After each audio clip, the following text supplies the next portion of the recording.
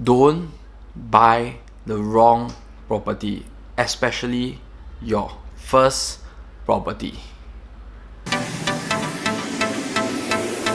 Okay, I have here many first time buyer, or like people that just hit the age of 28, 31, 32, 25, going to get married, going to have a baby, going to hit 35, able to buy on a single scheme. These are people that always come to me and ask me, what should I buy? What should I buy? Or they always tell me, hey, I'm going for the BTO flat.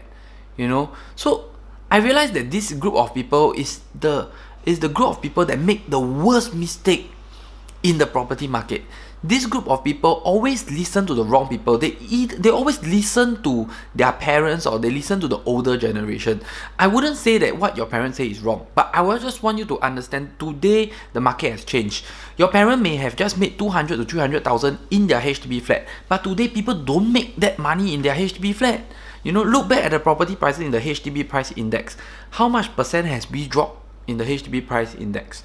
So today I want all the first time buyers to make the correct decision. Okay, in this correct decision, I want you to understand a few points. Okay, let's go. Okay, so point number one, first of all, I want you to understand what is your capability. Okay, what is your capability? So what do I mean by that? I have people that have a lot of money but go and buy a BTO flat, but they can spend 100,000 in their renovation and their furnitures. I don't understand why. If you have 100,000 cash, why are you buying a BTO flat?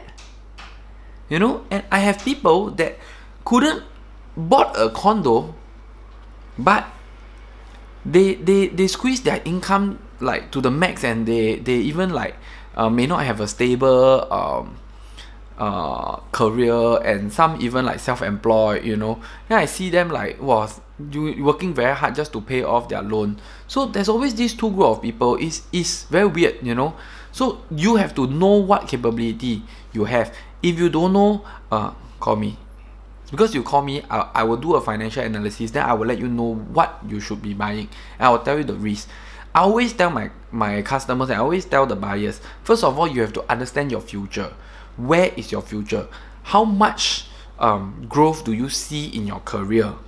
Okay, you must be able to feel comfortable and feel very assured when you buy a property. You shouldn't be suffering.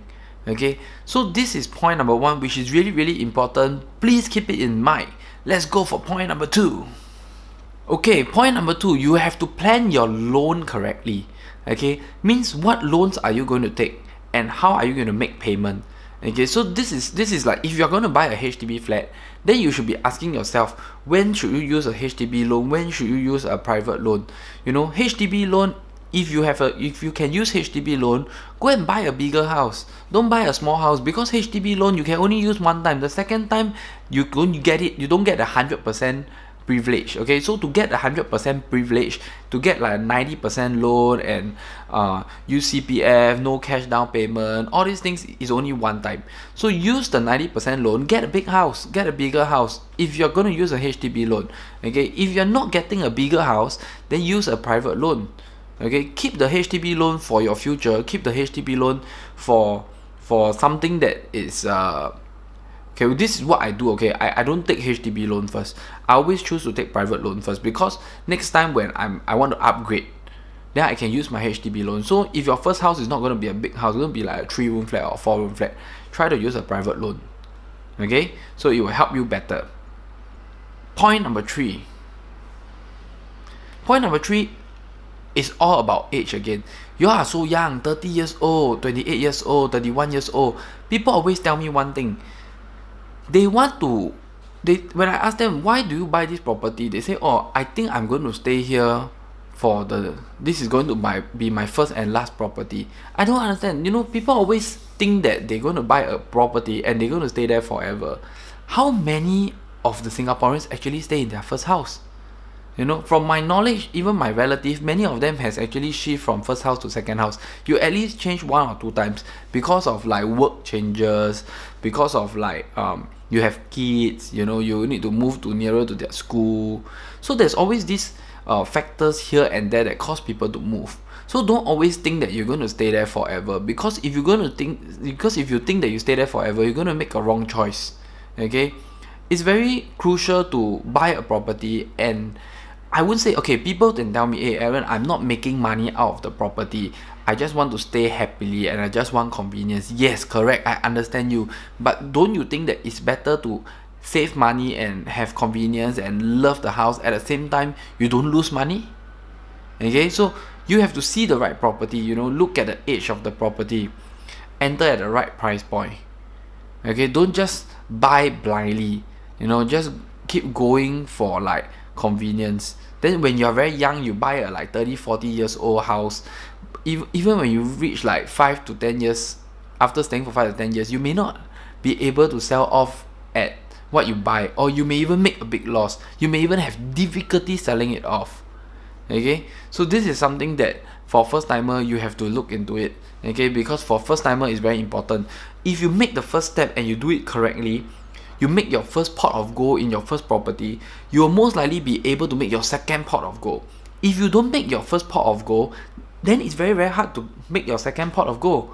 Okay, so I just want this video to go out to all the first time property buyers. Make the right decision, don't regret your decision, understand how much you can buy. Okay, my timeline is always planned. It's always good to plan 5 to 10 years. So prepare to be able to keep your property 5 to 10 years. Don't take too high a risk. You know, when you lose your job, you start to panic. It's not good. Okay, so people lose money because they sell at the wrong time. Okay, not because they buy at the wrong time. You can buy at the wrong time, sell at the right time, you still make money. It's because you buy at the wrong time, yet you sell at the wrong time. Then that is even worse. Okay, so make the right decision. This is my shout out to all the first time buyers. If you like my video, hit the subscribe button, like and share my video. Thank you very much. See you next week.